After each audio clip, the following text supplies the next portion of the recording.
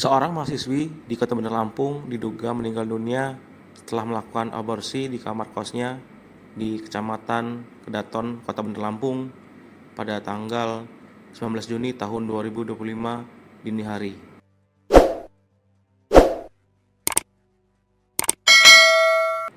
Kapolresta Bandar Lampung, Kombes Pol Alfred Jacob Tilukai mengatakan dirinya membenarkan adanya mahasiswa yang meninggal setelah diduga melakukan aborsi di kamar kosnya. Polisi saat ini masih melakukan penyelidikan terkait kasus meninggalnya mahasiswi tersebut dan tim Inavis juga sudah datang ke lokasi. Mahasiswi tersebut berinisial S yang merupakan warga Kabupaten Waikanan. Pemilik kos Purwadi mengatakan bahwasannya anak kosnya meninggal dunia. Nanti ada bel dari atas kok suara tapi nggak jelas, tapi kayaknya tak tahu nangis gitu. Kemudian saya langsung sama istri, tak bangun istri langsung ke atas. Ke atas cuma ada 2 orang, tapi bengong aja dia, yang 2 orang itu kawan kosnya itu. Pada diem aja, saya turun lagi, tapi istri masih di atas. Kemudian mungkin yang 2 orang ini ngomong lah sama istri. Kemudian setelah ngomong, saya baru suruh naik lagi saya baru katanya diomongin si Siska masuk rumah sakit. Kenapa begitu? Saya kan waktu itu siapa yang bawa, dianterin nama kawan kosnya sama cowoknya katanya. Itu ya udah, habis itu terus saya turun manggil Pak RT, kemudian manggil Pak Kalingnya. Udah mereka datang, terus lapor ke Polsek. Nah, gitu aja tahu saya. Jadi jam berapa itu Pak kejadian, Pak? Jam berapa ya? Jam 12.55. Enggak ada. Pokoknya kalau jamnya ya Tengah malam lah ya. Ya, malam pokoknya. Itu langsung dikabarin masuk rumah sakit dalam posisi meninggal. Kurang tahu saya sebelumnya itu nggak ngerti. Tapi kemudian selanjutnya anak-anak tuh ngomong bahwa dia sudah nggak ada itu. Iya, ada. Tapi kalau kesehariannya seperti apa sih Pak? Kalem orangnya itu maksudnya pendiam.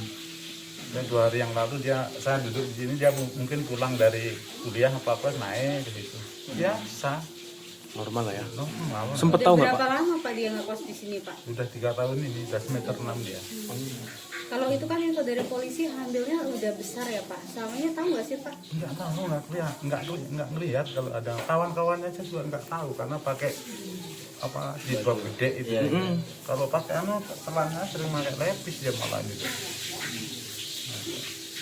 Pak, di atas itu kita lihat di dalam kamar itu Ada sempat seperti apa? Ada darah kan? Ada apa? Darahnya seperti apa terakhir? Darahnya banyak di kasur itu, di dalam kamar itulah pokoknya. Tapi saya juga nggak berani jaga, bau jaga muluk-muluk gitu.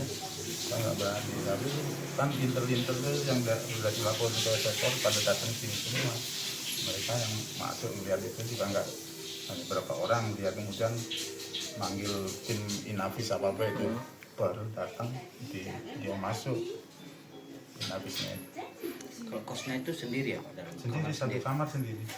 Satu orang sendiri. Siapa sih Pak yang sering datang untuk menemui dia ini? Mungkin atau pacar atau orang Cowoknya tuanya? lah mungkin, saya juga kurang paham benar.